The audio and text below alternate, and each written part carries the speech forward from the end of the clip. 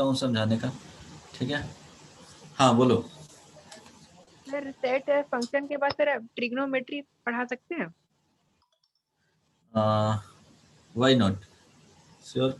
Function जब finished होगा तो ट्रिग्नोमेट्री पढ़ा दूंगा। वैसे इंपॉर्टेंट टॉपिक भी है उसका, बेसिक जैसे कॉम्प्लेक्स नंबर का बेसिक भी बता दूंगा, सेट्स बताऊंगा, फंक्शन बताऊंगा, उसके बाद कॉम्प्लेक्स नंबर का बेसिक बता दूंगा। देन ट्रिगो का बेसिक आइडिया है ना, तब पहले बताऊंगा कॉम्प्लेक्स नंबर। अदरवाइज पहले ट्रिग्नोमेट्रिक पढ़ा दूंगा, उसके बाद कॉम्प्लेक्स नंबर बताऊंगा। अगर बेसिक आइडिया है सर बेसिक आइडिया ट्रिग्नोमेट्रिक का तो ओके, तो देखते हैं। अदरवाइज ट्रिग्नोमेट्रिक पहले बता दूंगा, उसके बाद कॉम्प्लेक्स नंबर। अच्छा ये पढ़े हो बेसिक से, आइडिया देना। अच्छा 2D नहीं ना पढ़े हो तुम लोग? 2D means straight line, circle, no ये सर। सब का आइडिया है स्ट्रेट लाइन का? नो। तो नो सर। कॉम्प्लेक्स नंबर बाद में, कॉम्प्लेक्स नंबर बताऊंगा बट बहुत बेसिक बताना होगा। अदरवाइज मुझे स्ट्रेट लाइन भी बताना पड़ेगा, सर्कल भी बताना पड़ेगा, उसमें कुछ कुछ concept ellipse and hyperbola, parabola का भी देना पड़ेगा। देन स्टार्ट करना पड़ेगा पूरा, अगर पढ़ाने जाऊँ कॉम्प्लेक्स नंबर तो स्टार्ट करते हैं। सेट्स बहुत बेसिक टॉपिक है, 11th का फर्स्ट टॉपिक। एनसीईआरटी देखोगे ओपन करके तो ये फर्स्ट टॉपिक है, बहुत इजी भी है। इससे इस वाले जो बताने जा रहा हूँ इससे क्वेश्चंस वगैरह बहुत कम ही रहते हैं। इवन जेई मेन में जो पूछता है वो रिलेशन से पूछता है, वो पर्टिकुलर 5 टाइप्स के रिलेशंस होते हैं उसी में से। इधर से बहुत कम चांसेस रहते हैं। इवन जेई एडवांस में भी रेयरली समटाइम्स इससे क्वेश्चंस आते हैं, बहुत 2-3-4 इयर्स के बाद इस तरह से एक क्वेश्चंस, उसमें भी प्रोबेबिलिटी वगैरह से रिलेट कर दिया तो देता है। अदरवाइज समटाइम्स वेन डायग्राम से आ सकते हैं, ऐसा नहीं है, कुछ नहीं कहा जा सकता है, बट चांसेस बहुत कम होता है। हाँ सर आप कंटिन्यूटी अब इसका कॉन्सेप्ट का नहीं पढ़ाएंगे क्या? बता दूंगा, ये पढ़ाने तो दो, फंक्शन पढ़ा दूं उसके बाद ही कंटिन्यूटी एंड डिफरेंशियलिटी पढ़ाऊंगा, वो सब तो है क्लास ना। 12 टॉपिक हो गया ना। क्या हाँ 12th का हो गया। तो अब देखो सेट्स डिफाइन करना है, तो सेट डिफाइन करो, क्या हो जाएगा बोलो? Well defined, well defined thing, figures, facts etcetera. Defined collection of distinct objects, है ना। ऑब्जेक्ट्स, और यहाँ पे बोल सकते हो मेंबर,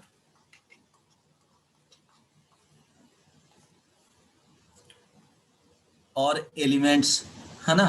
तो ये क्या होना चाहिए? डिस्टिंक्ट होना चाहिए। जो लिखते हैं सेट्स में वो, हालांकि उसमें आइडेंटिकल टाइप्स के भी लिख सर दोगे तो उसको फिर से तुमको लिखना पड़ेगा।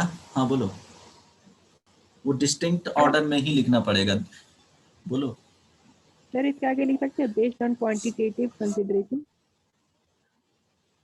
ठीक है वो बताऊंगा, अभी डिस्कस ये कर लेते हैं। हेलो, हाँ बोलो। ये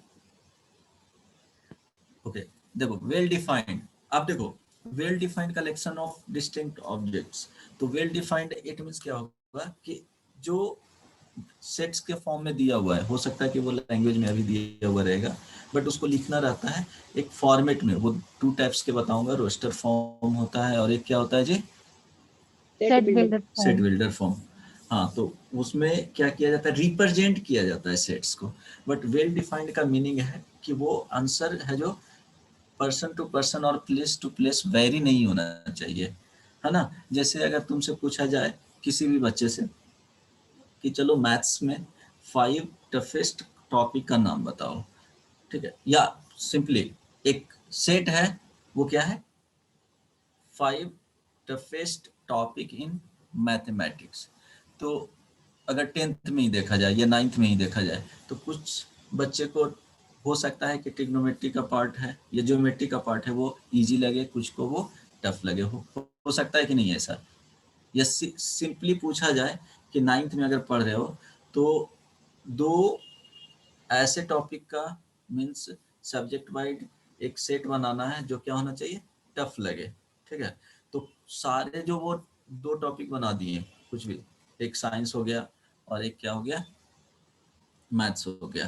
तो ऐसा नहीं है कि सारे बच्चे को वो टफ लगेगा, है ना, वो क्या होगा, वेरी करेगा। तो वो एक वेल डिफाइंड नहीं हुआ।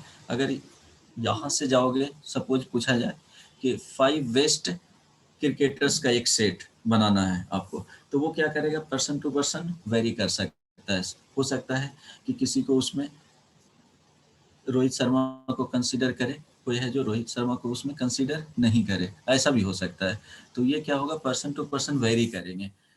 ठीक है, अगर पूछा जाए एक सेट ऐसे बनाना है तुम्हारे क्लास में जो जिसमें क्या हो, ओनली गर्ल्स हो, तो क्या हो जाएगा, एक उस पर्टिकुलर एक कन्फाइंड एरिया में देखा जा रहा है, तो वहां पे क्या होगा, एक पर्टिकुलर किसी भी बच्चे को बोलेगा तो वो सारे अगर 10 गर्ल्स हैं तो वो क्या होगा, सारे का एक सेट बना देगा। तो वहां पे तो वो फिक्स हो गया, वो वेरी करेगा नहीं।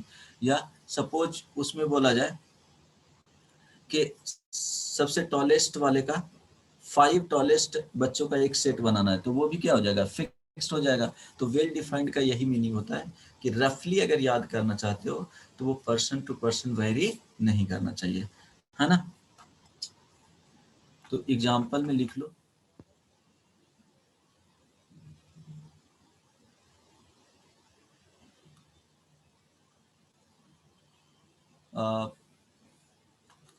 a set of natural numbers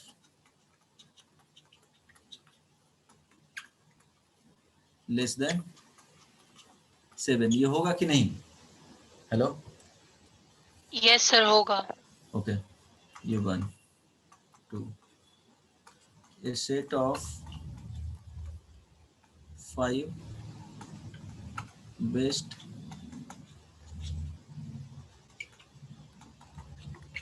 Indian cricketers, ये होगा,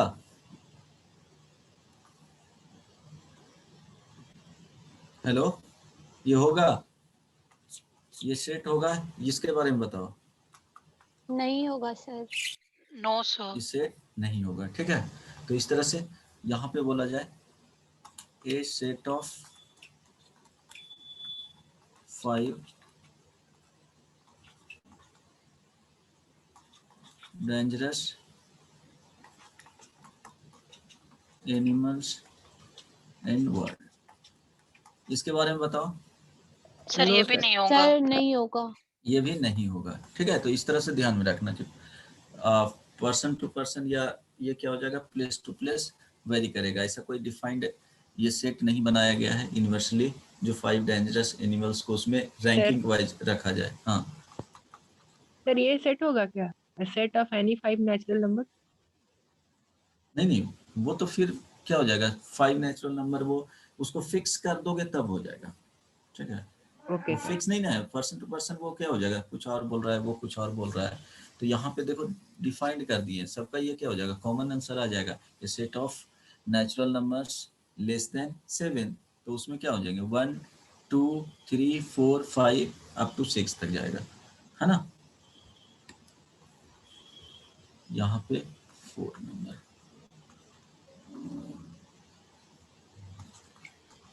set of girls in a class, ये होगा कि नहीं जी। Yes yes sir. Sir. Okay, अब सपोज एक एग्जांपल बताता हूँ, बाद में बताएंगे कि उसको रोस्टर फॉर्म में रिप्रेजेंट करते हैं। सर सपोज सेट में सीक्वेंस मैटर नहीं करता है। नहीं, सीक्वेंस मैटर नहीं करता है ना। सपोज सेट बनाना है एप्लीकेशन का,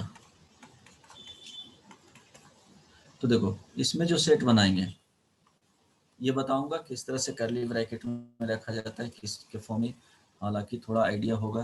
तो यहाँ पे क्या लिखेंगे, ए हो गया, पी एल आई सी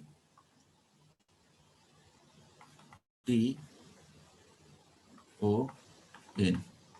ठीक है, यहाँ पे देखो ये ए 2 टाइम्स है तो एक ही टाइम्स लिखना है, यहाँ पे पी 2 टाइम्स है तो 1 टाइम्स लिखना है। आई 2 टाइम्स है तो उसको क्या करना है 1 टाइम्स ही लिखना है। तो क्या बोले थे यहाँ पे डिफिनीशन में क्या था लिखा हुआ, डिस्टिंक्ट ऑब्जेक्ट्स। सेट बनाना है तो क्या होना चाहिए उसमें, डिस्टिंक्ट आना चाहिए, सारे क्या होना चाहिए, डिफरेंट डिफरेंट होना चाहिए।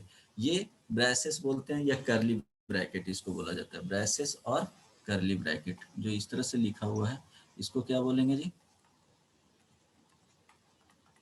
ब्रेसेस और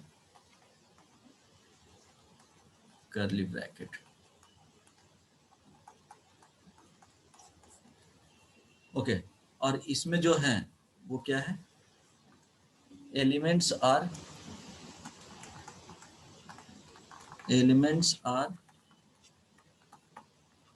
सेपरेटेड बाय कोमा। कॉमा। ठीक है, सेपरेट वो क्या होना चाहिए, दो एलिमेंट्स के बीच में, ऐसा नहीं कि यहाँ पे कॉमा दे देना तो वो क्या हो जाएगा, रॉन्ग हो जाएगा। करली ब्रैकेट के बाद एलिमेंट्स आएगा देन कॉमा, तो यहाँ पे लास्ट में करली ब्रैकेट के जस्ट बगल में कॉमा नहीं देना है, वहाँ पे कॉमा प्लेस नहीं करना है।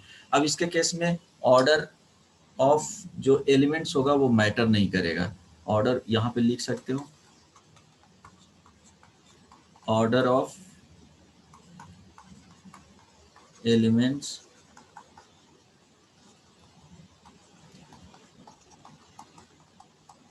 किसी भी, इसी को लिखना है तो इस तरह से भी लिख सकते हो। तो सपोज पी लिख दिए यहाँ पे, A L I T O N C, दोनों क्या है, सेम है ना। तो ऑर्डर ऑफ एलिमेंट्स मैटर इसमें नहीं करता है। ठीक है, समझने में कोई परेशानी नहीं ना। Hello, no sir. ओके। अब देखो जो सेट्स को रिप्रेजेंट करते हैं उसको क्या करते हैं, जैसे ये सेट्स को नेमिंग देना है तो इसको कैपिटल लेटर से बोल सकते हैं, कैपिटल एक्स कैपिटल वाई, इस तरह से कैपिटल लेटर में उसको डिनोट किया जाता है। Capital x is equal to वो सेट्स लिख दिए। तो सेट्स हमेशा यहाँ पे तो लैंग्वेज के फॉर्म में, सेंटेंस के फॉर्म में है, उसको रिड्यूस करना होगा क्या, इस तरह से। दो इसके फॉर्म होते हैं, कौन कौन सा फॉर्म होता है, सेट्स आर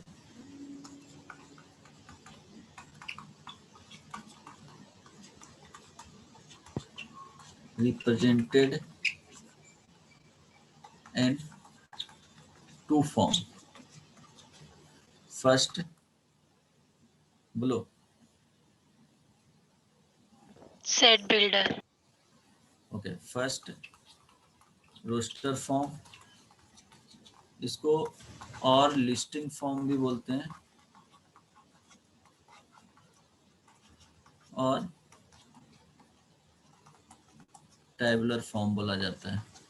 ठीक है, बट तुमको इन जनरल रोस्टर फॉर्म ही लिखा हुआ मिलेगा, बट टैबुलर फॉर्म भी आए, लिस्टिंग फॉर्म तो बहुत रेयरली ये वर्ड यूज किया जाएगा, बट टैबुलर फॉर्म भी समटाइम्स यूज किया जा सकता है, but roster form in general word मिलेंगे। सेकंड, सेट बिल्डर फॉर्म,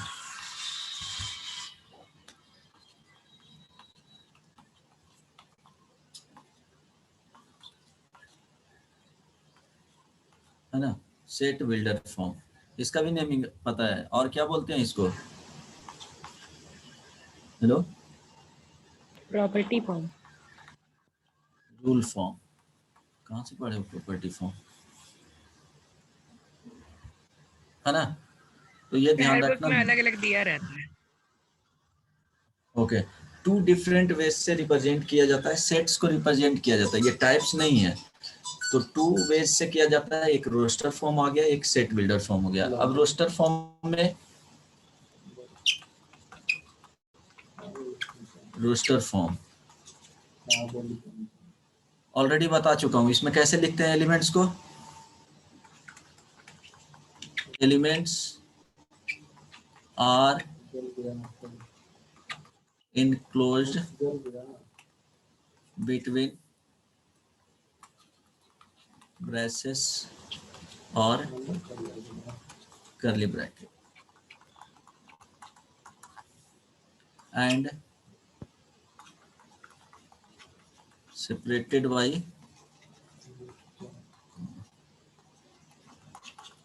है ना, separated by comma.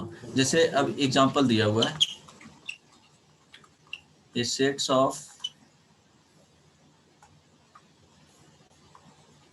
Of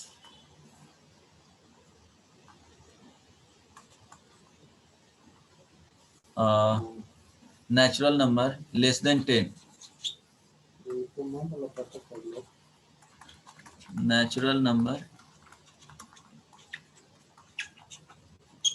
less than 10, तो क्या लिखेंगे? कर्ली ब्रैकेट 1 2 3 4 5 6 7 8 9 हो गया। अब यहाँ पे एग्जांपल में फिर a set of first 100 whole number, तो क्या लिखेंगे जी बताओ तो? इसको देखो, 0 से स्टार्ट होगा, 1 2 3, यहाँ पे लास्ट में लिखेंगे तो 96 97 98, इस तरह से लिख सकते। लास्ट का 2 3 बीच में कॉमा लिख करके डैश डैश दे देंगे, उतना पूरा नहीं लिखा जाता है। बट ये क्या होता है, इसमें बाद में बताऊंगा कि सेट बिल्डर फॉर्म जो होता है वो ज़्यादा इफिशिएंट होते हैं, क्योंकि इसमें क्या होगा कि अगर 100 नंबर्स लिखना है तो क्या होगा, बहुत ज़्यादा बड़ा हो जाता है लिखने के लिए। तो वो क्या हो जाएगा, जैसे सेट बिल्डर में लिखोगे तो वो बहुत कॉम्पैक्ट में लिखा जाता है, इसलिए सेट बिल्डर जो फॉर्म होते हैं वो ज़्यादा यूज किया जाएगा। इन जनरल तुमको दूसरे टॉपिक में यूज किया जाता है तो वो सेट बिल्डर फॉर्म ही में मिलेंगे बेसिकली, अगर कुछ यूज किया जाता है इसका कॉन्सेप्ट तो, है ना। तो इसको कॉमा से रिप्रेजेंट किया जाता है। अब सेकंड था सेट बिल्डर फॉर्म। इसमें देखो कर्ली ब्रैकेट रहेगा, x, इसको सच दैट पढ़ा जाता है ना। ये क्या हो जाएगा बताता हूँ, x और यहाँ पे क्या हो जाएगा px, और यहाँ कंडीशन ऑन x, ये px के फॉर्म में रहेगा, वो बताता हूँ। px हो सकता है कि यहाँ पे x इज इक्वल टू, वो फंक्शन के फॉर्म में रहता है, x is equal to 1/n भी रहेगा, x is equal to n² भी हो सकता है, और यहाँ पे कंडीशन ऑन n हो जाएगा। ठीक है, कंडीशन ऑन x इनडायरेक्टली लिखा हुआ है, यहाँ समझोगे इसको एग्जाम्पल से समझ में ज़्यादा क्लियर हो जाएगा।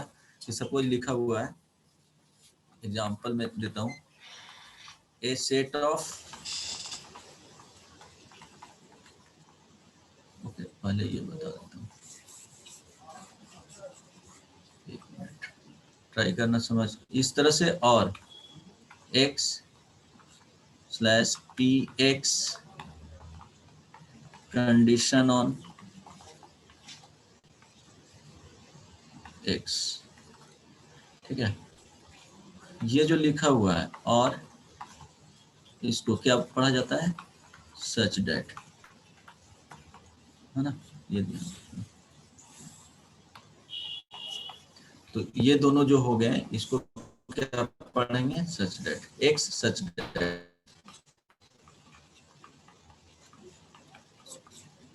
ठीक है, क्लियर है ना यहाँ तक, कोई दिक्कत समझने में नहीं। अब देखो सपोज यहाँ पे लिखा हुआ है, अब एग्जाम्पल में, ए सेट ऑफ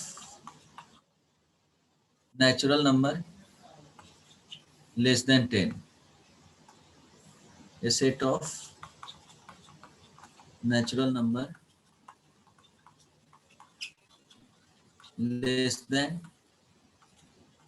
10। अब इसको कैसे लिखेंगे, ध्यान दो, curly bracket x such that, बोलो, x belongs to n and x should be less than 10. हाँ यहाँ पे लिख सकते हो x is equal to n, comma n का वैल्यू n बिलोंग्स टू क्या हो जाएगा, ऐसे नोटेशन से क्या हो जाएगा, वो नेचुरल नंबर ही है, n belongs to natural number. यहाँ पे लिख सकते हो कि n का जो वैल्यू है वो क्या है, वो 1 से कहाँ तक, 9 तक, या लेस देन यहाँ पे लगा सकते हो 10 तक, है ना। लिखने का तरीका इसमें क्या हो जाएगा, वेरी कर सकता है, यहाँ पे लेस देन 10 भी लिख सकते हैं। यस और no? Sir x is equal to n, हाँ, sir n belongs to sir natural यहाँ नंबर। लिखना पड़ेगा n belongs to natural number. हाँ, लिख दोगे तो ज्यादा क्लियर रहेगा, अदरवाइज नहीं भी सर लिखोगे ना तो वो कैपिटल n मीन्स क्या है, समझना है कि वो नेचुरल ये नंबर सर में वो तो होगा, नेचुरल इससे भी नंबर ही काम होता चल है। जाएगा। हाँ, तो n फॉर क्या हो जाएगा, natural number.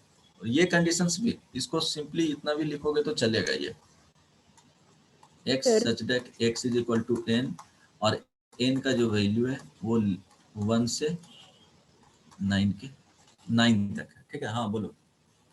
Sir directly x पे कंडीशन नहीं लगा सकते? कहाँ पे? सर डायरेक्टली एक्स पे कंडीशन नहीं लगा सकते, उसको एन के फॉर्म में रिप्रेजेंट करके ही लगा सकते हैं। नहीं नहीं, एक्स पे भी कंडीशन लगा सकते हो डायरेक्टली, कोई प्रॉब्लम नहीं होगा, बट वहाँ पे नेचुरल नंबर है तो x is equal to n लिख दिए तो ये ज़्यादा क्लियर हो गया। वहाँ पे लिख सकते हो तो तुमको यहाँ पे x such that x is equal to क्या लिखोगे, बताओ। सर एक्स कंडीशंस बिलोंग्स लिख, to n and x should be less than n. अच्छा, एक्स पे कंडीशंस भी लगा सकते हो, कोई प्रॉब्लम नहीं है। X belongs to n, then n पे कंडीशंस लगा लो, कोई प्रॉब्लम नहीं है। अगर एक्स पे भी लगाओगे तो कोई भी प्रॉब्लम हो, ऐसा नहीं है कि वो गलती कर देगा, कर सकते हो, लिख सकते हो। इसमें थोड़ा बहुत वेरिएशन आता है लिखने के वे में, ऐसा नहीं है कि एक पर्टिकुलर वे ही रहेगा। यहाँ पे इसको अगर लिखना चेंज करके लिखना चाहते हो तो, और इस तरह से एक्स सच डैट, ये वाले नहीं तो इस तरह से ही लिख सकते हो, x is equal to n, यहाँ पे 1 less than equal to n, less than क्या होगा 10, इस तरह से भी लिख सकते हो, ठीक है। तुम्हारी बात समझ रहे हैं, यहाँ पे इस तरह से बोल रहे हो, x such that x is equal to n, और x का जो वैल्यू है वो क्या है, 1 से 9 तक, यही ना जी? तो ये भी सही है। हेलो, सर वहाँ पर हम इक्वल टू की जगह अगर बिलोंग्स टू लगाएंगे तो? नहीं नहीं, इक्वल टू के जगह पे बिलोंग्स टू क्या लिखोगे, जैसे अच्छा यहाँ पे x belongs to, yes sir. ठीक है, वो भी चलेगा, x belongs to natural number, तो x पे कंडीशन आ जाएगा, ठीक, कोई प्रॉब्लम नहीं है, ये भी करेक्ट हो जाएगा। सर एक डाउट है। हाँ बोलो। सर आप बट बताए थे एक, कि ये कंडीशन ऑन एक्स है, तो सर उसको हम लोग 1 इज ग्रेटर दैन, नहीं, एक्स इज स्मॉलर देन और equal to 1 and greater than और इक्वल टू 9, या फिर sir n is smaller than और इक्वल टू 1 या एन इज ग्रेटर देन और इक्वल टू 9, ये सर दोनों चल जाएगा? 1 इज, नहीं, ये जो लिखा हुआ है ना कि n का वैल्यू 1 से ग्रेटर और इक्वल होना चाहिए और 9 से स्मॉलर और इक्वल होना चाहिए, तो ये सारे आ जाएंगे सर तो इसमें। इस स्टेटमेंट में एन और एक्स दोनों रहे तो कोई फर्क नहीं ना पड़ता है? नहीं नहीं, कोई फर्क नहीं पड़ेगा यहाँ पे, कोई नहीं, ये आगे जा करके इसको बहुत यूज होता है, देखो ना। उसके लिए सपोज यहाँ पे लिखा हुआ है कि जैसे ये रोस्टर फॉर्म में दिया हुआ है 1/1, 1/2, 1/3, 1/4, 1/5, 1/6। अब इसको क्या करना है, represent in set builder form, तो कैसे लिखोगे? Sir 1 by x such that x belongs to n and x is हाँ, less than equal to 6. इस तरह से, तो x such that x is equal to क्या लिखोगे, यहाँ देखो 1/1, 1/2, 1/3, तो x इज इक्वल टू 1 लिख सकते हो, n लिखोगे, ठीक है, या कैपिटल n लिखना है तो कैपिटल n, यहाँ पे n belongs to natural number, और n का जो वैल्यू होगा वो क्या आ जाएगा, 1 से कहाँ तक जी, 6 तक। 6। क्लियर है ना? इस तरह से वो क्लियर हो जाना चाहिए बेसिकली, अगर यहाँ से लिखना चाहते हो तो इसके फॉर्मेट में आ जाना चाहिए, वो समझना है। इस वाले फॉर्मेट से अगर तुमको रोस्टर फॉर्म में रिड्यूस करना है तो इजीली रिड्यूस हो जाना चाहिए। समझ में आ रहा है? यहाँ से रिड्यूस कर सकते हो, तो इस तरह से वो क्लियर होना चाहिए कि एक्चुअली वो है क्या। आ रही है बात समझ में? नहीं समझ में आया? यस सर, चलो आ गया। Yes, sir. चलो और भी क्वेश्चंस देता हूँ एग्जांपल। इसमें इसको क्या करना है, रोस्टर फॉर्म में चेंज करना है, right. The set in okay set builder form to okay roster form to set builder form, right the set in set builder form.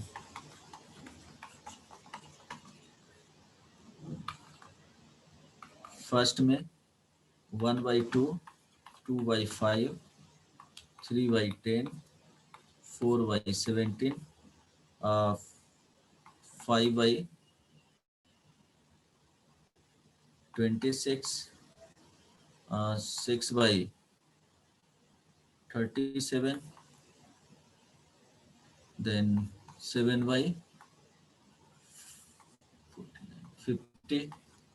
ठीक है, फर्स्ट हो गया। सेकंड, इसको x इज इक्वल टू ही लिख लो, x is equal to 1, 1/4, 1/9 dot dot dot. Third number x is equal to 2, 4, 6, 8, 10, 12। बोलो first number क्या हो जाएगा? हेलो, सर बोले हाँ फर्स्ट वाले। सर, इसका होगा x such that x is equal to n by n square plus 1, where n is belongs to natural number and n is less than equal to 7. हाँ, x such that x is equal to n by n square plus 1. n by n square plus 1, n belongs to क्या हो जाएगा? Natural Natural number. number और where n का value less than equal to क्या आ जाएगा? 7. 7। मेरे ख्याल से क्लियर हो गया होगा, है ना? सेट बिल्डर फॉर्म में लिखने आ गया। बेसिकली जो दिया हुआ है उसी को क्या कर रहे हैं, रिड्यूस कर रहे हैं सेट बिल्डर फॉर्म में। तो x is equal to x, यहाँ पे क्या हो गया, px के फॉर्म में आ गया। मीन्स वो कंडीशन क्या हो गया, एक तुमको फंक्शन डिराइव करना है, या सिंपली यहाँ पे लिख लो px रहता है बहुत सारा जगह पे, चलो रहने दो, उसमें चेंज करोगे तो और कंफ्यूजन होगा। वो इस तरह से समझ, x इज इक्वल टू यहाँ पे pn भी समझ सकते हो, है ना, इस तरह से। बट वो n के फॉर्म में हमेशा नहीं रहेगा, इसीलिए इस तरह से नहीं लिखे हैं। तो px एक फॉर्मेट बनाना है, किसी के रूप में फंक्शन बनाना है, और यहाँ पे क्या आ जाएगा सर कंडीशन। हाँ बोलो। सर हम लोग डायरेक्टली यहाँ n जो लिखा हुआ है डायरेक्टली फॉर्मेट को ही लिख के और सच दैट लगा के उसके अंदर जो वेरिएबल है उससे कंडीशन नहीं लगा सकते।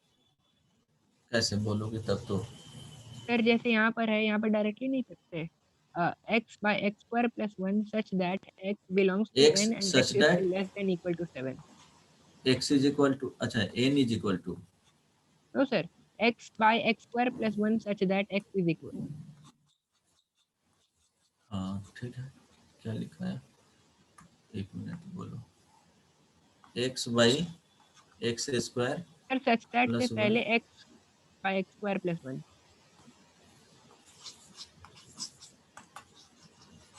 Okay.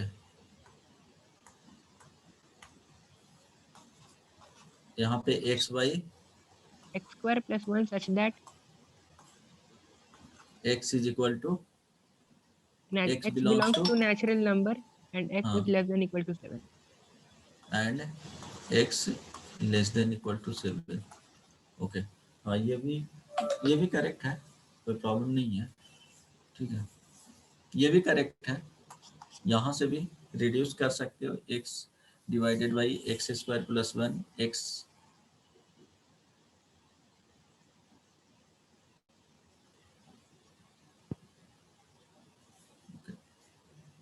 by x square plus 1 such that x belongs to natural number and x less than equal to 7.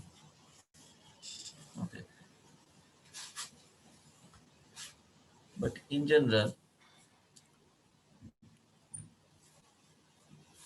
लिखना ये तो गलत नहीं है, बट ट्राई करना कि यहाँ पे x ही रहे, ठीक है, गलत इसको नहीं बोल रहा हूँ, बट ये x ही यहाँ पे होना चाहिए, ठीक है, तो बेटर होगा कि इसी फॉर्मेट में सर लिखा करो। हाँ सर हम इसीलिए इस तरह बोले ना कि हम 2-3 बुक में देखे थे, हाँ इसी तरह लिखा ठीक है, हुआ था क्वेश्चन सब।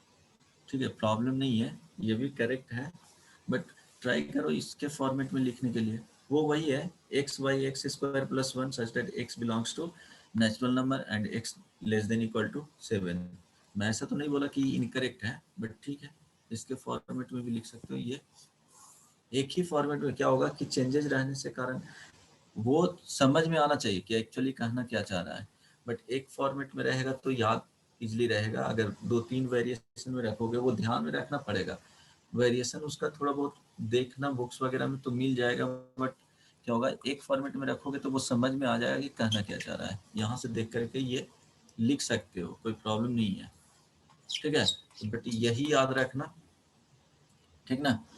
और ऐसे ही इसका लिखा हुआ रहेगा, ये डायरेक्टली इससे क्वेश्चंस नहीं आते हैं, ये 11th का पार्ट है, कंपटीशन में हमेशा ये सर कभी भी मतलब पूछा इसको नहीं जाएगा। मल्टीपल वेज में लिख सकते हैं, बस हाँ हाँ सही होना हाँ, चाहिए। उसका हाँ चेंजेस किया जा सकता है, और वो इजिली क्वेश्चंस में बीच में यूज किया जाता है। इसको कभी लिखा हुआ रहेगा तो डायरेक्टली क्वेश्चंस में सेट के फॉर्म में दिया हुआ रहेगा, तो वो समझना है वहां से क्या कहना चाह रहा है जो, बस।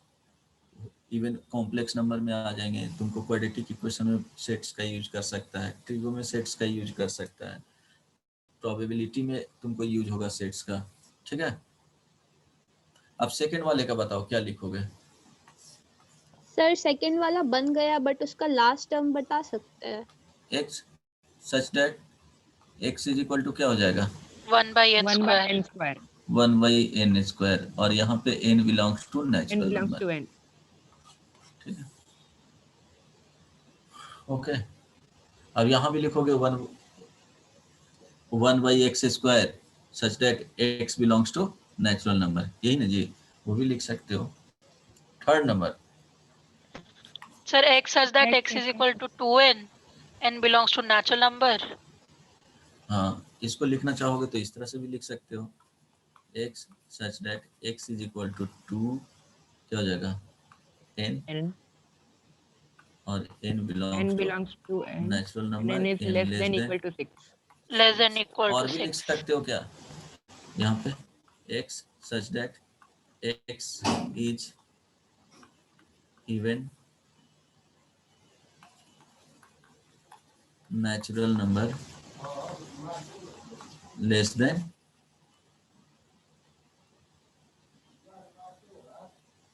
लेस देन 14, है ना, सर हो एक गया ना, बात पूछूं? सर इतना बोलो। मतलब लिख सकते हैं? हाँ ये भी गलत नहीं है, बोलो, ये भी लिख सकते हो। सर क्या नेगेटिव नंबर्स भी इवन और ऑड हो सकते हैं? हाँ क्यों नहीं, -4 -6, यस। ओके। ऑड नंबर्स में क्या आ जाएगा तुमको, माइनस में -3 -5, तो यहाँ पे क्या हो गया even natural number less than 14, तो इस तरह से लैंग्वेज के फॉर्म में भी लिख सकते सर हो। हाँ सर अगर दिया हुआ है लेस देन 14, तो इसमें तो खाली तब तो सर हम लोग नेगेटिव भी डाल सकते हैं, लेकिन नेगेटिव तो सेट का पार्ट है नहीं। Natural number. Oh sorry sorry sorry okay, sir. x is even natural number less than 14, तो इससे पता चला कि 2 4 6 8 10 12 आ जाएंगे, है ना। ओके, यहाँ तक किसी को कुछ पूछना है? अच्छा बोलो। नहीं तो बहुत इसमें क्या होता है, अगर दोनों में कंपेयर करके देखोगे roster form and set builder form में, तो सेट बिल्डर फॉर्म ज़्यादा इफिशिएंट होते हैं, है ना। यहाँ पे देखो, जैसे ये अगर लिखने चाहोगे तो क्या हो जाएगा, इसमें इनफाइनाइट को क्या कर सकते हैं, इतना कॉम्पैक्ट साइज में लिख सकते हैं, 1 2 इसी को लिखना है, ठीक है। तो इसको लिखने के लिए देखो कितना स्पेस चाहिए, और फिर इसी को रिप्रेजेंट कर रहे हैं तो यहाँ पे क्या होगा, जस्ट इतना स्पेस में आ जाएगा। कितना इनफाइनाइट भी रहेंगे तो ये कॉम्पैक्ट साइज में उसको रिड्यूस कर सकते हैं सेट बिल्डर के फॉर्म में लिख करके। तो ये ध्यान रखना कि दोनों में अगर पूछा जाए तो मोर एफिशिएंट जो होते हैं वो क्या होता है, सेट बिल्डर फॉर्म होता है। अब कुछ क्वेश्चंस हैं, right the set in roster form. तो रोस्टर फॉर्म में first a is equal to x such that x is equal to 1 by 2n minus 3, 1 less than equal to n less than equal to 5, n belongs to natural number. बताओ इसका क्या होगा। Second, x such that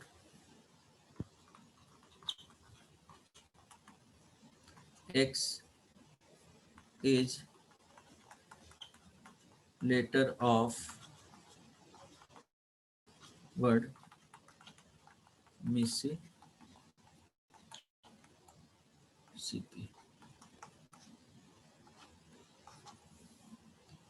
Third,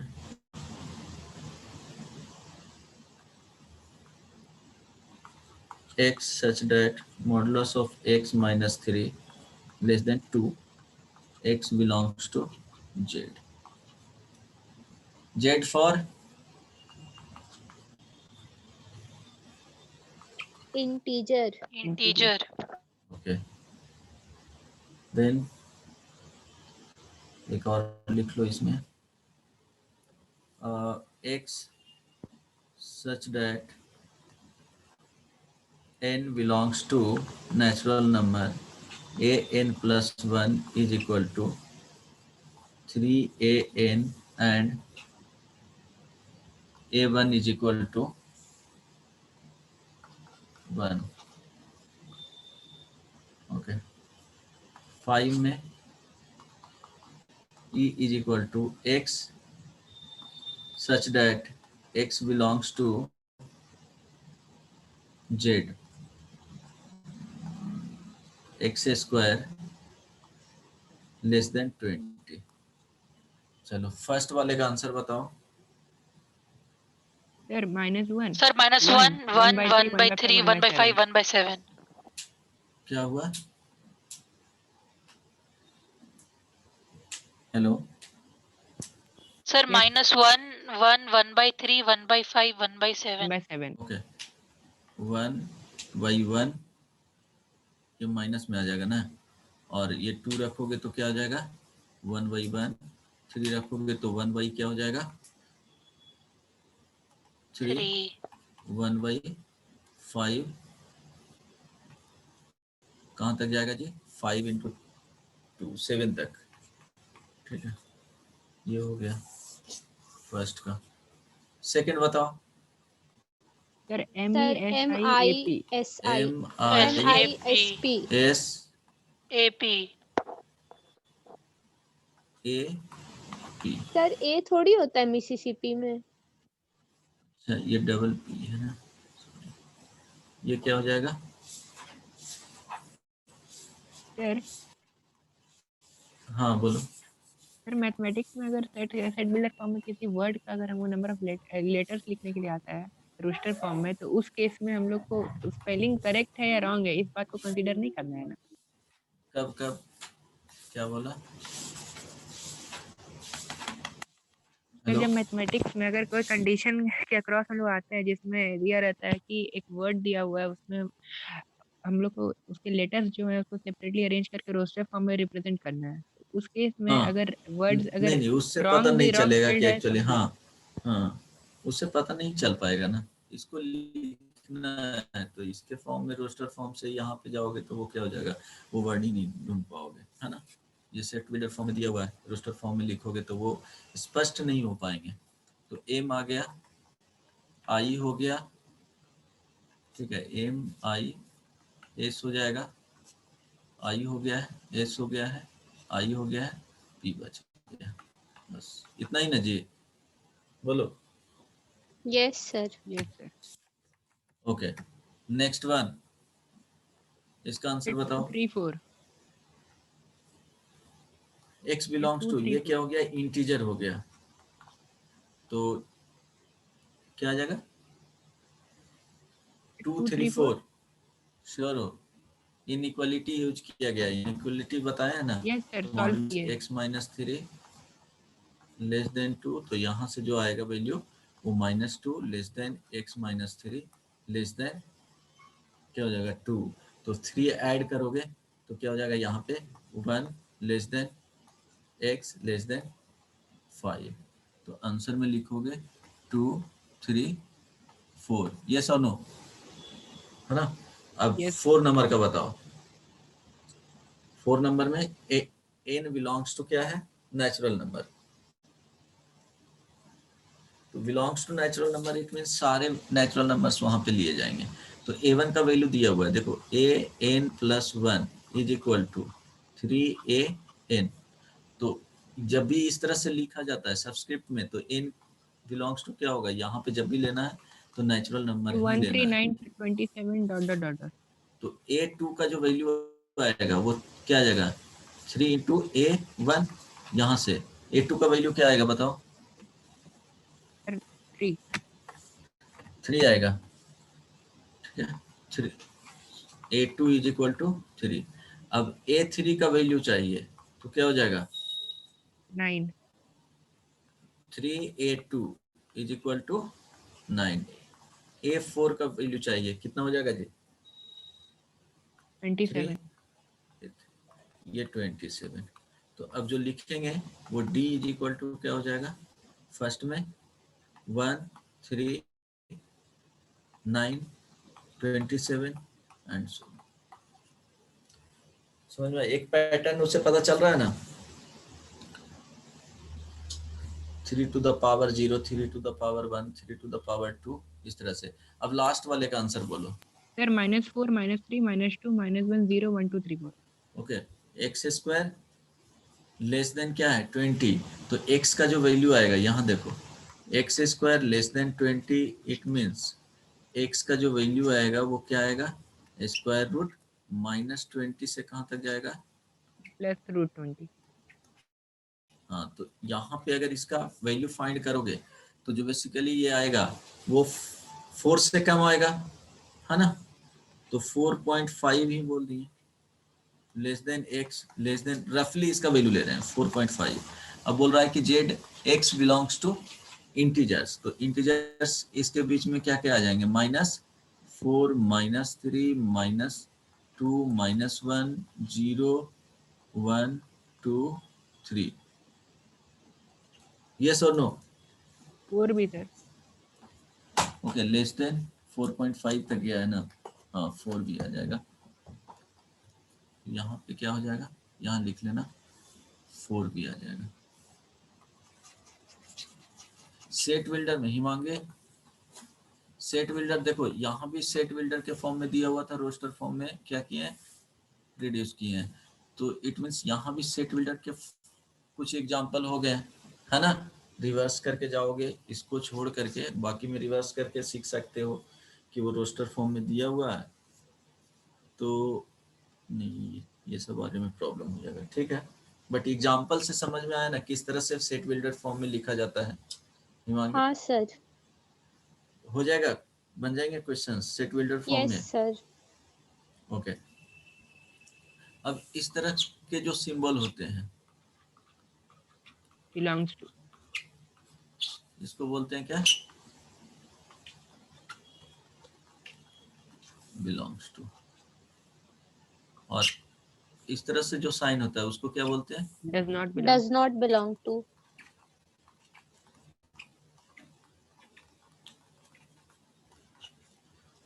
ये ध्यान रखना।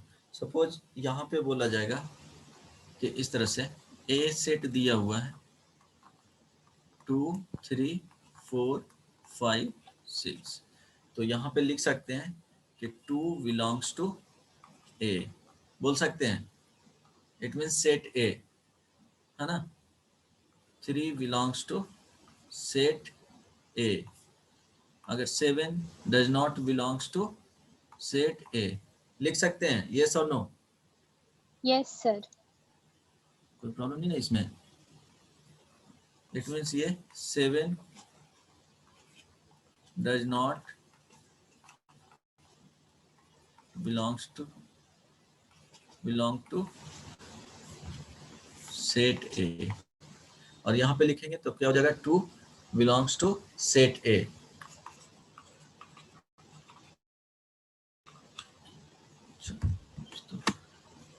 ये late से लिखा रहा है क्या वहां पे? ये हेलो सर थोड़ा लेट से आता है। अच्छा अब ठीक है, देखो तो। सर अभी 2 बेलो पे अटका था, अभी NGS आया। Okay okay okay.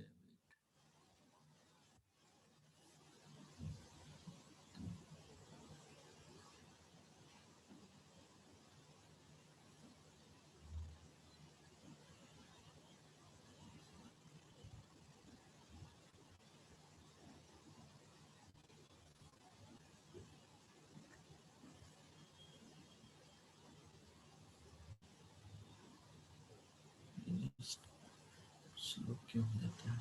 अब ठीक है। हाँ सर। ठीक है चलो, यहाँ तक किसी को दिक्कत नहीं ना?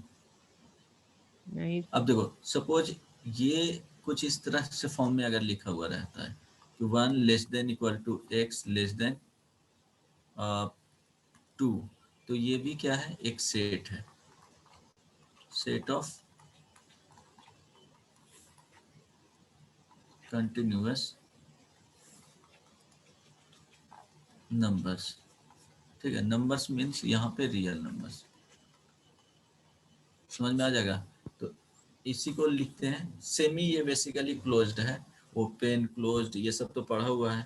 इसको लिखते हैं ना 1 2, यहाँ पे ओपन, सपोज यहाँ पे लिख दिए 1 2, ये क्लोज्ड में, तो ये भी क्या हो जाएगा? कंटिन्यूअस नंबर्स का एक सेट हो जाएगा। इसको डिस्क्रीट बोला जाता है। जैसे 1 ये हो गया, इसको बोला जाता है डिस्क्रीट, और ये हो गया क्या? कंटिन्यूअस। तो ये भी एक एग्जाम्पल है कंटिन्यूअस का। अगर 1 2 3 4 इस तरह से दिया हुआ है तो वो एग्जाम्पल हो जाएगा डिस्क्रीट का, है ना? हेलो यस सर, पढ़ाई हाँ तो वही सर। ये सब तो पता है ना, डिस्क्रीट एंड वो कंटिन्यूअस। तो ये ध्यान रखना 1 से 2 तक दिया हुआ है, इट मीन्स वो क्या हो जाएगा? कंटिन्यूअस सेट हो जाएगा। 2 3 4 इस तरह से फाइनाइट मीन्स काउंटेबल टाइप के होंगे। इवन इनफाइनाइट भी दिया हुआ है तो वो इनफाइनाइट सेट में चले जाएंगे, बट वो डिस्क्रीट में होंगे। 2 3 4 इस तरह से दिया हुआ है तो ठीक है। तो ये ध्यान रखना। अगर नेचुरल, ये सब नहीं बता रहा हूँ कि नेचुरल नंबर यहाँ पे लिखा हुआ है, इसका सेट दिया हुआ है तो ये 1 2 3 इस तरह से अप टू चला जाएगा इन्फिनिटी तक। यहाँ पे जेड लिखा हुआ है तो जेड को क्या लिखेंगे जी? 0 प्लस माइनस 1। अगर इसका सेट लिखना है plus minus 2 and so on. Yes और नो? यस यहाँ सर। सर पे Z तो इंटीजर होता है ना, होल नंबर तो W होना चाहिए। नहीं, अच्छा तो सॉरी यहाँ sir, plus plus minus minus नहीं लगा, दिखा था। इन 100 लिखा हुआ है तो नेचुरल नंबर्स अप टू कहाँ तक जाएगा जी? 100 तक जाएगा। तो 1 2 अप टू कहाँ लिखेंगे? यहाँ पे 98 99 100। ठीक है, ये समझना। ये डिस्क्रीट सर का मतलब है। 100 से पहले 2-3 लिखना पड़ेगा क्या? हाँ, वो जनरली 3 लिखा जाता है। अब इन्फिनिटी लिखना है तो यहाँ पे डॉट 3 आ जाएंगे। अगर 3 है इस तरह से लिखा हुआ है, वो इस तरह से नहीं, अगर ये लिखा हुआ है तो ये इन्फिनिटी को बताएगा। ठीक है, 3 डॉट इन्फिनिटी को। यहाँ पे लास्ट में जनरली देखोगे किसी बुक्स वगैरह में तो फॉलो किया जाता है कि लास्ट 3 डिजिट लिखते हैं। तो इन 100 मीन्स क्या हो जाएगा? नेचुरल नंबर अप टू 100 तक। अब यहाँ पे लिखा हुआ होल नंबर तो वो नहीं बता रहा हूँ। होल नंबर कहाँ से स्टार्ट होगा जी? 0 से। अब 0। इंटीजर्स में या इवन इसको आई से भी लिख सकता है। जेड कॉम्प्लेक्स नंबर तो वहाँ पे गिवन रहेंगे, तो इंटीजर्स को जेड और क्या होगा? आई से डिनोट किया जाता है। अगर जेड प्लस लिखा हुआ है तो बताओ क्या होगा इसमें? Positive integer. हाँ, सिर्फ तो कहाँ से पॉजिटिव। स्टार्ट होगा? 1 2 3 4 and so on. Z minus लिखा हुआ है तो क्या इसमें लिखेंगे? नेगेटिव -1 -2, -1 -2। ठीक है, -3 भी लिख लेंगे। ओके, अब यहाँ पे लिखा हुआ है जेड 0, इसमें बताओ। 0 सर सिर्फ 0। सिर्फ 0, ओके, ठीक है, ये समझ लेना। यहाँ पे नंबर्स लिख करके ऊपर में क्या लिख सकते हैं? पॉजिटिव निगेटिव, तो उससे समझना है कि वो पॉजिटिव के बारे में बोल रहा है, निगेटिव रहेगा तो निगेटिव वैल्यूज। जैसे इस तरह से लिखा हुआ है ना यहाँ पे, इट मीन्स पॉजिटिव वैल्यू, ये ध्यान रखना। ऐसे उतना इजीली ये सब समझ में आ जाएगा। अब इसमें देखो सेट में क्या होता है कि फाइनाइट सेट आएंगे। सेट में क्या होगा? फाइनाइट सेट और इनफाइनाइट सेट। तो फाइनाइट में क्या हो जाएंगे बताओ? Hello, sir natural number less than 10 और इनफाइनाइट में all the natural number. Sir इसमें जिसमें क्या हो जाएगा? फाइनाइट नंबर्स ऑफ एलिमेंट्स हो। हाँ, फाइनाइट मीन्स काउंटेबल हो। सॉरी सर, गलती से एग्जांपल दे दिए। अच्छा,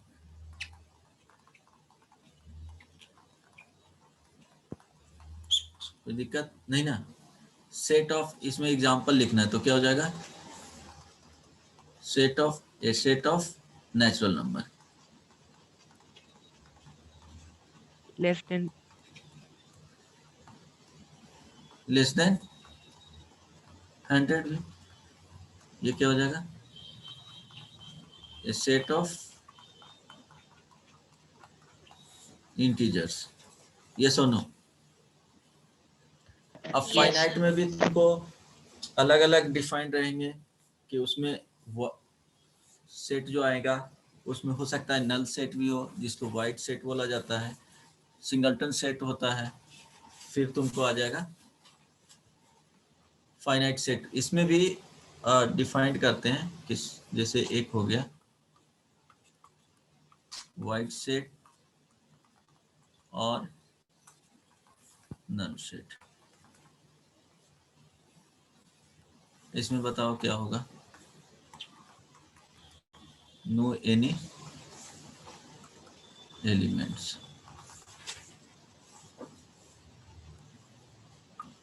इन ब्रेसेस, ठीक है, और करली ब्रैकेट। तो सिंपली इसको जो डिनोट किया जाता है, सर ये सब फाइनाइट सेट का पार्ट्स है। इसमें क्या होगा? अच्छा, ये पूछ रहे हो फाइनाइट सेट का? हाँ, ठीक है। नल सेट में क्या हो जाएगा? उसमें नंबर्स हैं ही नहीं, तो ये नल सेट ये फाइनाइट में ही आएगा। इनफाइनाइट में क्या हो जाएगा कि जो नंबर्स आना चाहिए वो क्या हो जाना चाहिए? इन्फिनिटी हो जाना चाहिए। तो null set is denoted by 5। 5, और इसको लिखेंगे इस तरह से, ठीक है, सिंपली करली ब्रैकेट दे देंगे। सेकंड, सिंगलटन सेट, इसमें क्या हो जाएगा? A only set consisting of single element. Only one element, ठीक है। जैसे ओनली क्या हो जाएगा? ये जेड 0 लिख दिए तो इसमें क्या आ जाएगा? 0, सिंगलटन सेट हो गया। सपोज इस तरह से लिखेंगे। इसमें और भी एग्जांपल दे सकते हो। इसमें अगर एग्जांपल देना है तो क्या लिखोगे? Sir, set of natural number a between 1 and is 2. Equal to, हाँ वो भी लिख सकते हो, x such that x square plus 1 is equal to 0 और x belongs to real number. आई बात समझ में? कि उसको क्या करना है? Yes, sir. फोर्सफुली क्या बनाना है? कोई भी सॉल्यूशन आना नहीं चाहिए। तो एक्स बिलोंग्स टू, वहां पे क्या लिख दिए? बोलो, x belongs to real number. क्यों? यहाँ से सॉल्यूशन जो आएगा वो इमेजिनरी नंबर आएगा। यहाँ पे I. लिखना है तो क्या लिखोगे? आयोटा। हाँ, अब यहाँ पे लिखोगे कि एक सेट ए से डिनोट किए x such that x square plus x square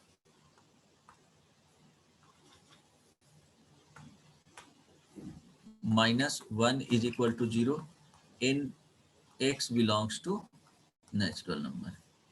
मेरे ख्याल से समझ में आ गया होगा। आ जाएगा सिंगल सेट, यस सर। कोई प्रॉब्लम नहीं ना? ओके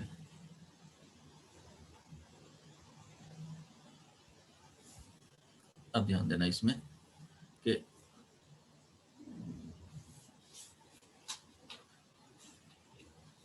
ओके एग्जाम्पल में और देख लो, एक एग्जाम्पल और बताओ तो सिंगलटन सेट का, या सिंपली आप फाइंड करो। देखो कुछ एग्जाम्पल दे देते हैं, उसमें से आइडेंटिफाई करना है कि कौन सा क्या सर होगा। Set of non positive whole number. Example में लिखो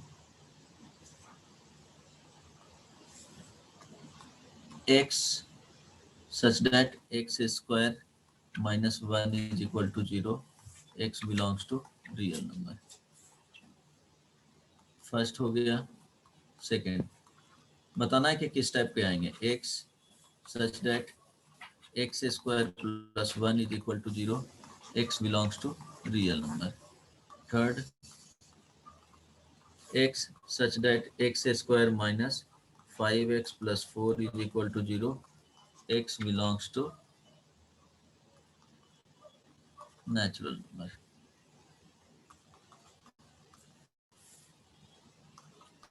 x such that x square is equal to x plus 2,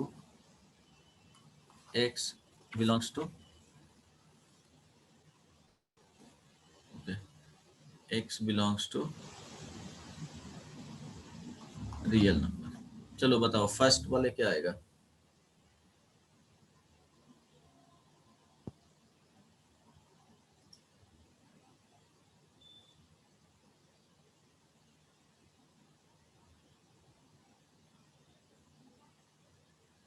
बोलो sir finite set. Sir first वाला तो फाइनाइट सेट होगा। ये फाइनाइट सेट होगा। फाइनाइट सेट में अगर वाइड सेट आएगा तो वहां पे वाइड सेट लिख देना, ठीक है। सेकंड वाले wide set. Sir void set. Empty set भी बोल सकते हैं और इसको नल सेट। ओके ये बोलो void set. x belongs to natural number क्या आएगा बताओ। Wide set. श्योर हो? क्या क्या इसका सॉल्यूशन आ रहा है? Sir -4 -1। Yes sir void set. -4 -1।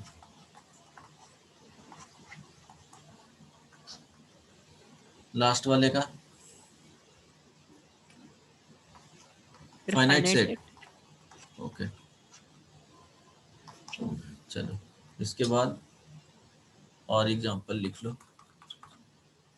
ये सब तो इजी है ना जी, भूलोगे तो नहीं ना। a is equal to x such that modulus of x is equal to 5 और यहाँ पे लिख लो x belongs to natural number. क्या होगा बताओ। x such that finite set. Finite set. Finite set में किस टाइप का?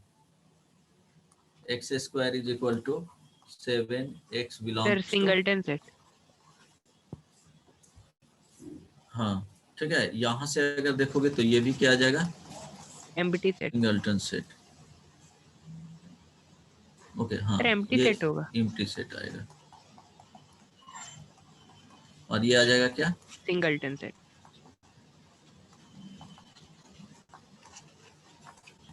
ठीक है।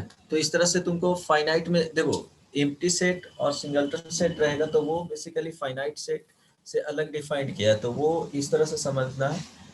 फाइनाइट सेट कभी पूछेगा नहीं उस तरह से रहेगा तो इनफाइनाइट आ जाएगा। बहुत सारे नंबर है तो उसको फाइनाइट बोलना। अगर एक भी नहीं सॉल्यूशन आ रहा है तो उसको वाइड बोलना। एक जब आ रहा है उसमें एलिमेंट्स जब 1 रहेंगे तो उसको सिंगलटन सेट बोलना है। बस यही आएंगे, डिफरेंट टाइप्स में आएंगे, finite, empty, singleton and infinite. अब ये समझ में आ रहा होगा कि सिंगलटन सेट क्या है, एक फाइनाइट सेट का ही टाइप्स हैं, है ना। हेलो, नई बात Yes, समझ में sir. आया। तो ये तो दिख रहा है, लेकिन अलग से इसको डिफाइन किया है, बट इसको बोलेगा कि फाइनाइट सेट है कि नहीं, तो इसको बोल सकते हैं फाइनाइट सेट है। अब एम्प्टी सेट है तो उसको फाइनाइट सेट बोल सकते हैं कि नहीं, तो बोल सकते हैं, क्यों नहीं बोल सकते हैं। जिसमें इनफाइनाइट नंबर ऑफ एलिमेंट्स आएगा उसको उस टाइम बोल देंगे कि वो इनफाइनाइट सेट मानेंगे। तो अब देखो, इसके बाद ये तो यहाँ तक तो समझने में दिक्कत नहीं ना होगा। हेलो, हाँ बोलो। सर अगर ऐसा ही कोई इक्वेशन आता है तो सर उसमें हम लोग ये तो पॉसिबिलिटी होगा नहीं कि बोलेंगे इनफाइनाइट, क्योंकि अब सारा सॉल्यूशंस तो थोड़ी निकालेंगे। नहीं समझे क्या पूछना चाह रही हो।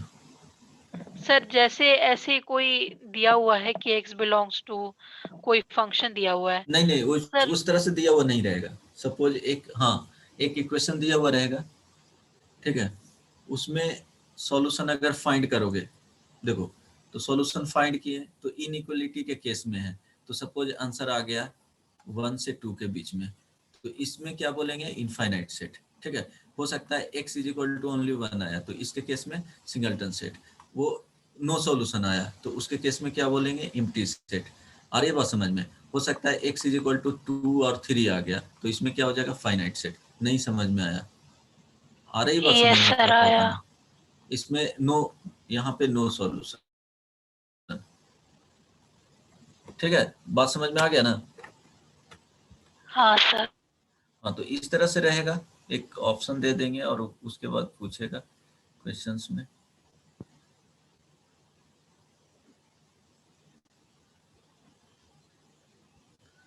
ओके, बहुत दिक्कत हो जाता है। अब चल रहा है ठीक। हाँ या सर. तो लैपटॉप में इशू है। चलो, इसके बाद हम लोग पढ़ेंगे सबसेट। ठीक है, यहाँ तक किसी को दिक्कत, यहाँ तक किसी को परेशानी, अभी जो बताएं वो डिस्कस किए उसमें कुछ पूछना है? नहीं सर. नहीं ना। No sir. ओके, एक चीज इसमें और भी जान सकते हो कि एक टर्म होता है, वो नोट करके लिख लेना,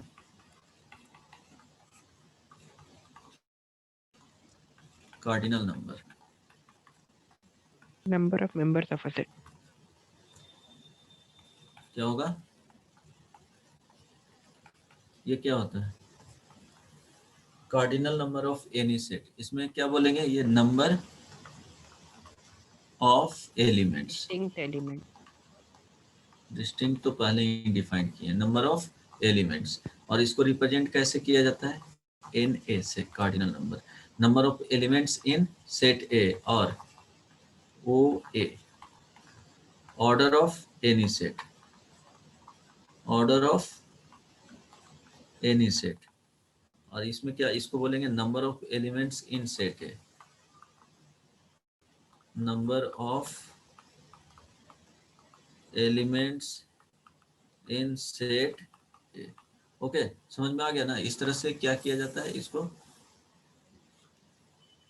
डिनोट किया जाता है। ठीक है, एन ऑफ ए या O of A means order of any set, order of set A, यहाँ पे एनी सेट नहीं लिख सकते हो, ऑर्डर ऑफ सेट ए। समझ में आया, एनी सेट यहाँ पे order of set A. Suppose ध्यान देना, ए = 1 2 3 ... यहाँ पे 48 49 50 है, तो बताओ एन ए = अगर बोलेगा इसका कार्डिनल नंबर 50। पूछेगा तो क्या बोलेंगे, 50। ठीक है, बस एग्जाम्पल से यही कार्डिनल नंबर या ऑर्डर ऑफ सेट पूछेगा तो हमेशा यही यूज करना है, ठीक है। अब इसके बाद आगे पढ़ाऊं क्या, बहुत कम आज कवर किए हैं। हेलो सर ये चैप्टर प्लीज जल्दी खत्म कीजिए ना। बहुत बोरिंग है ना। सर थोड़ा जल्दी जल्दी पढ़ा दीजिए, अच्छा ठीक है। Yes sir. रात खत्म सबसेट तो नहीं हो सकता। नेक्स्ट क्लास में खत्म कर दूंगा, सबसेट से स्टार्ट करूंगा, इसमें वेन डायग्राम भी बताना है तो नेक्स्ट क्लास में खत्म कर दूंगा, ठीक है। इसमें और कुछ सर रिलेशन एक क्लास लेगा कि दो? नहीं, उसमें भी तुमको रिलेशन में एक क्लास में खत्म हो जाएगा। इससे क्वेश्चन से ज्यादा पूछ नहीं जाते हैं, लेकिन फिर भी 11th में एनसीईआरटी एक बार देख लेना, उसका क्वेश्चंस बना लेना। सर वो बताना, फंक्शंस भी बताइएगा। अब फंक्शन पढ़ाऊंगा, फंक्शन वो तो इम्पोर्टेंट टॉपिक हो जाता है। क्यों फंक्शन अभी नहीं पढ़ना है? सर ट्रिग्नोमेट्री जल्दी शुरू करते तो अच्छा होता है। सर पढ़ा लग रहा है ऐसे। अच्छा ठीक है, ये सबसेट आज बता दूं या नेक्स्ट क्लास में बताऊंगा? सर 8:15 तक क्लास है, बता दीजिए। 8:15 तक है, ओके। सबसेट में देखोगे कि late A and B be two sets, ठीक है।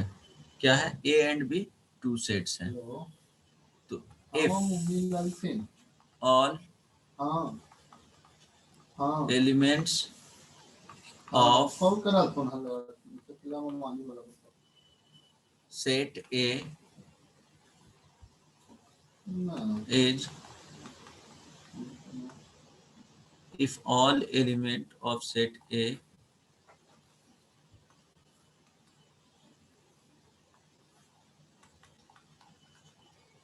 belongs to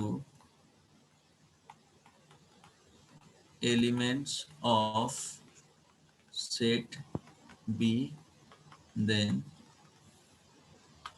A is set A is called subset of set B। क्या है इसमें कि A एंड B दो सेट्स हैं, ठीक है।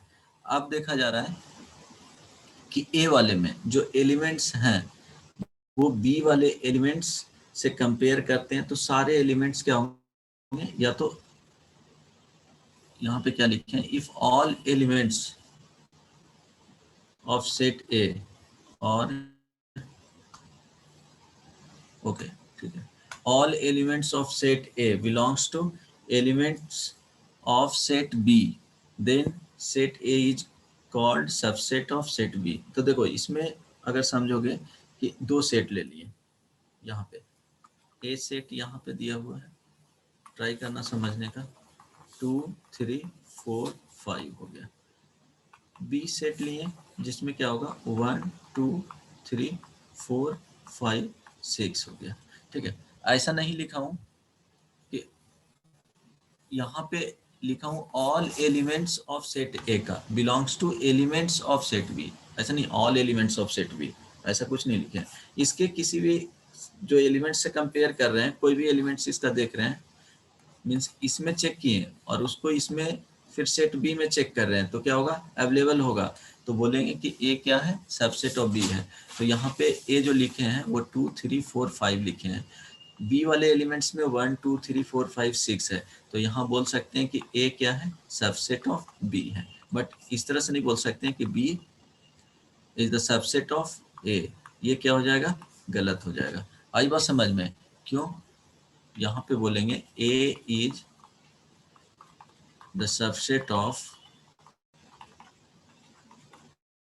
बी। रीजन क्या है कि ए वाले में देख रहे हैं एलिमेंट्स, तो वो बी वाले में क्या है, अवेलेबल है, और बी वाले जो सेट बन रहे हैं वो क्या हो जाएगा कि इससे ग्रेटर एलिमेंट्स, मीन्स ज़्यादा एलिमेंट्स हैं और इक्वल एलिमेंट्स भी रहेगा, तब भी वहाँ पे बोलेंगे कि A is the subset of B.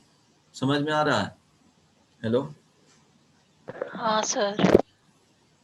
ए में क्या होना चाहिए, अगर ए को सबसेट ऑफ बी बोल रहे हैं तो ए में जो एलिमेंट्स होना चाहिए वो बी से कम होना चाहिए और बी के इक्वल होना चाहिए। तो ये ध्यान रखना, A is the subset of B. तो इसमें होना क्या चाहिए कि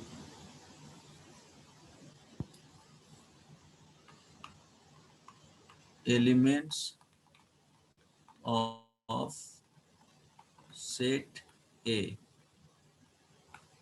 must be elements of set A must be present in set B। यहाँ पे ध्यान रखें, ए सबसेट होगी एक में, और ऑल दो कंडीशंस आएगा इसमें, elements of set A must be present in set B, और सेकंड में लिखेंगे both A and B contain same elements. आई बात समझ में, elements of set A must be present in set B और both A and B contain same elements. दो conditions आएंगे कि अगर इस तरह से है ए इज इक्वल टू 2 3 4 लिख दिए, ये फर्स्ट वाले का दिखा रहे हैं, और बी इज इक्वल टू 1 2 3 4 5। तो यहाँ बोल सकते हैं ए क्या है, सबसेट है बी के। सेकंड वाले को ए इज इक्वल टू 2 3 4 लिखें और बी भी 2 3 4 है, तो यहाँ भी बोलेंगे ए सबसेट है किसका, बी का। समझ में आया बात? हेलो सर ऐसे टाइप के सेट्स को कोई नाम नहीं देते हैं? किस तरह से? सर जिसका दोनों एलिमेंट सेम हो। वो आगे जाओगे तो प्रॉपर सेट और इम्प्रॉपर सेट, तो ये इम्प्रॉपर सेट में आ जाता है, ये प्रॉपर सेट में आ जाता है, नेमिंग दिया जाता है। इस तरह से आएंगे तो वो डिफाइंड कर दूंगा। तो ये हो गया क्या, इस तरह से कंडीशंस मिल, दोनों कंडीशंस यहाँ डिस्कस कर दिए हैं कि बस सेट कब होगा। आई बात समझ में? या तो इससे कम एलिमेंट्स होना चाहिए और इक्वल होना चाहिए, तो क्या हो जाएगा, ए है जो सेट हो जाएगा बी का। तो ये सिर्फ कॉन्सेप्ट दे रहे थे कि कब सेट ए है जो बी का सबसेट होगा। तो उसके केस में क्या हो जाएगा कि सेट ए का एलिमेंट्स जो होना चाहिए वो बी के इक्वल होना चाहिए और बी से कम होना चाहिए। तो बी से कम कुछ भी पॉसिबिलिटी हो सकते हैं, या यहाँ पे ए को ऐसे भी डिफाइन कर सकते हैं, और ए इज इक्वल टू सिंपली 1 भी लिखेंगे तो क्या हो जाएगा, सबसेट हो जाएगा। सिंपली 2 लिख दिए तो भी सबसेट हो जाएगा, सिंपली 3 लिख देंगे तो भी सबसेट हो जाएगा, सिंपली 4 लिख देंगे तो भी सबसेट हो जाएगा, सिंपली 5 लिख देंगे तो भी सबसेट हो जाएगा। ठीक है, 1 2 लिख देंगे तो भी सबसेट हो जाएगा, 1 4 लिख देंगे तो भी सबसेट हो जाएगा। आई बात समझ में? Elements of set A must be present in set B. तो ऐसा इसमें क्या है कि बहुत सारे पॉसिबिलिटी आ जाएंगे। एक सिंगलटन सेट लिख देंगे। वॉइड सेट क्या होता है, सारे सेट का सबसेट होता है, तो वो बाद में नोट करके लिखाऊंगा नेक्स्ट क्लास में कि एम्प्टी सेट होता है वो सारे सेट्स के क्या होते हैं, सबसेट होते हैं। फिर उसके बाद क्या हो जाएगा, सिंगलटन सेट भी हो जाएंगे, 2 एलिमेंट्स आएंगे, 3 एलिमेंट्स आएंगे, 4 एलिमेंट्स के साथ बनेंगे जो सेट, वो सारे डिफरेंट पॉसिबिलिटी बनेगा। तो वो बताऊंगा कि कितने सबसेट, किस कोई भी गिवन अगर सेट्स हैं, कोई भी गिवन सेट है तो उससे कितने पॉसिबल सबसेट हैं वो बताऊंगा नेक्स्ट क्लास में ही। बट सपोज यहाँ से अगर a इज इक्वल टू 1 2 3, एक एग्जांपल लिख लो, फाइंड ऑल पॉसिबल सबसेट्स। तो देखो एक से समझ लो कि क्या क्या होगा। यहाँ पे एक 5 होगा, लिख लेना 5, और इसको क्या लिखेंगे जी, करली ब्रैकेट से, ये क्या हो जाएगा, implicit. is the subset of all sets.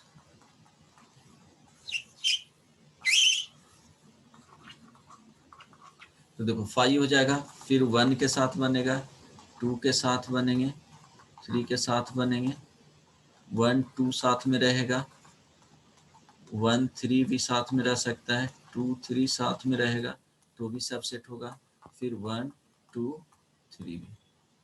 आई बात समझ में? हेलो। तो समटाइम्स क्या होगा कि इस वाले को इतने को बोला जाता है, इवन समटाइम्स सम बुक्स में क्या होगा 5 को अलग कर देगा, तो ये प्रॉपर सबसेट हुआ। और ये वाले होता है प्रॉपर सबसेट।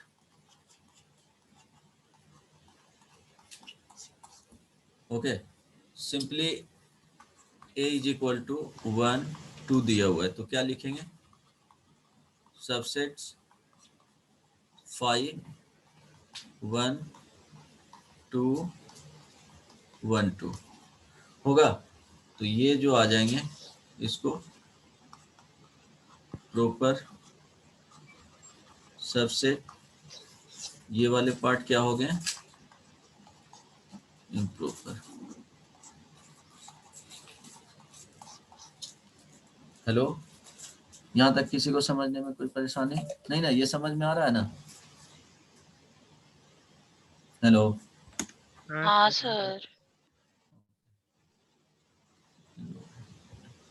ठीक है, अब ध्यान देना कि इसमें कितने थे, इसका कार्डिनल नंबर बोला जाए तो बोलो क्या है 3। तो नंबर ऑफ जो सबसेट देख रहे हैं ऑब्जर्व करोगे तो कितने आ गए, इसमें 8 आ गए।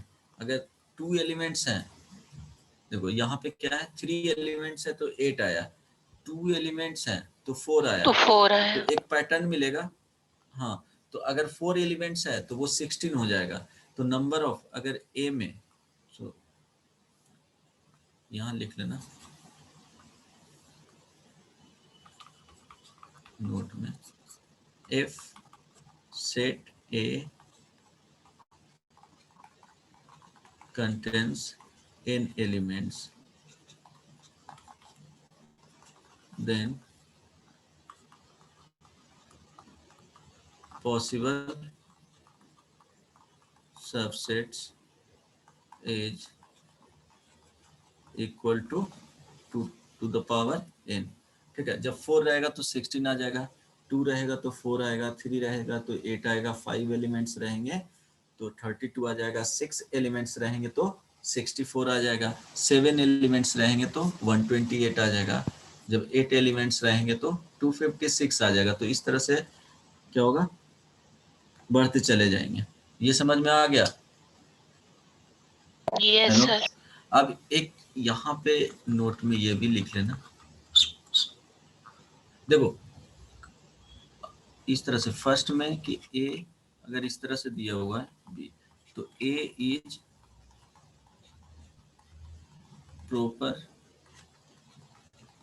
Subset of B. एनसीईआरटी में इसी में सुपरसेट को भी क्या किया गया है, मर्ज कर लिया गया है, बट जनरली तुमको क्या रहेगा, अलग अलग लिखा हुआ रहेगा। A is the subset of B, तो यहाँ पे क्या बोलेंगे, ए इज सबसेट ऑफ, दोनों आ जाएंगे, सबसेट ऑफ बी। आई बात समझ में?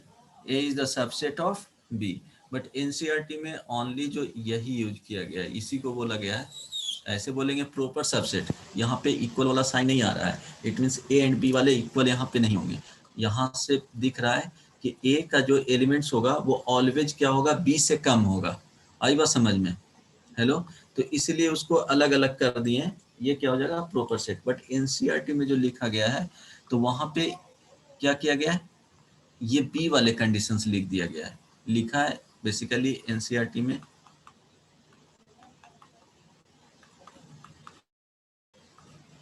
सिंपली लिखा हुआ मिलेगा, A is the subset of B.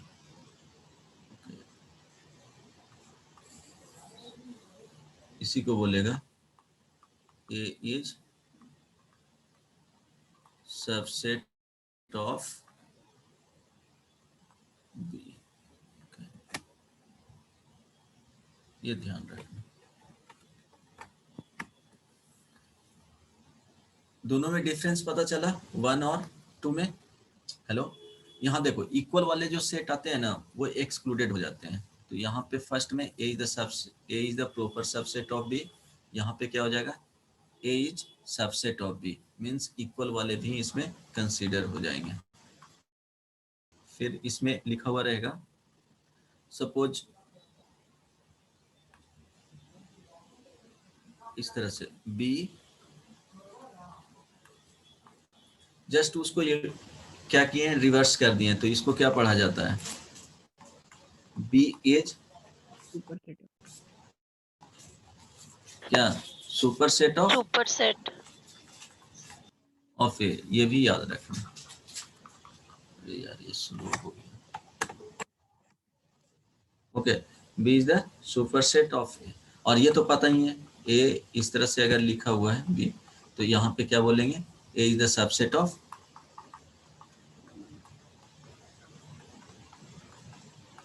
तो ये बेसिकली यूज नहीं किए जाते, बहुत रेयरली तुमको मिलेगा।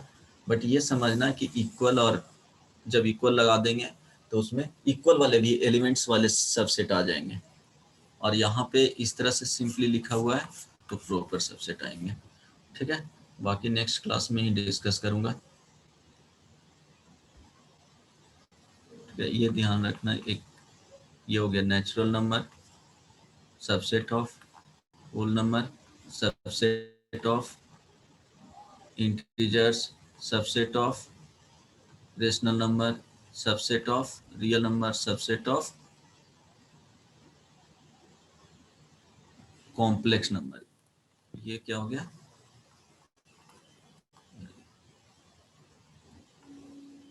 Complex number. इसमें समझ में आ रहा है। नेचुरल नंबर्स वो देखोगे सेट्स में लिख करके तो वो पता चल जाएगा कि एक्चुअली है क्या। ठीक है, इन फॉर नेचुरल नंबर, तो नेचुरल नंबर को इस तरह से बनाए, ये नेचुरल नंबर कंटेन किया, ये होल नंबर हो गया। इसके बाद जाओगे इससे ग्रेटर सबसेट आते हैं, किसका सेट आते हैं इंटीजर्स का। इंटीजर से बड़ा सेट आता है किसका रेशनल नंबर का। उसके बाद क्या हो जाएगा रियल नंबर्स, और इससे बड़े जो बनेंगे वो क्या हो जाएगा जी कॉम्प्लेक्स नंबर। ठीक है, ये क्या हो जाएगा कॉम्प्लेक्स नंबर। समझ में आया ना। बोल जब किसमें रोस्टर फॉर्म में लिखोगे तो दिख जाएगा। यहाँ से ये नेचुरल नंबर क्या होता है 1 से स्टार्ट होता है, होल नंबर 0 से, उसमें क्या होता है एक 0 एक्स्ट्रा ऐड हो जाते हैं।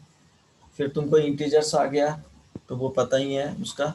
फिर रेशनल नंबर तो P/Q, उसमें इंटीजर्स भी आ जाएंगे, नेचुरल नंबर्स भी आ जाएंगे,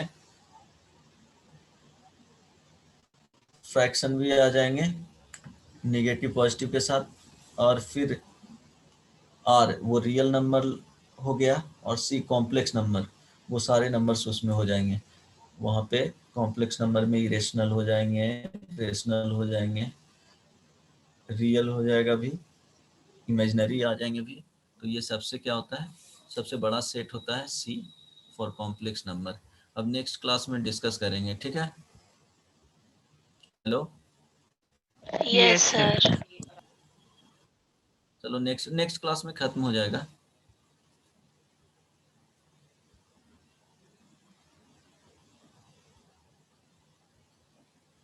okay, what is the difference, किसने पूछा है जी।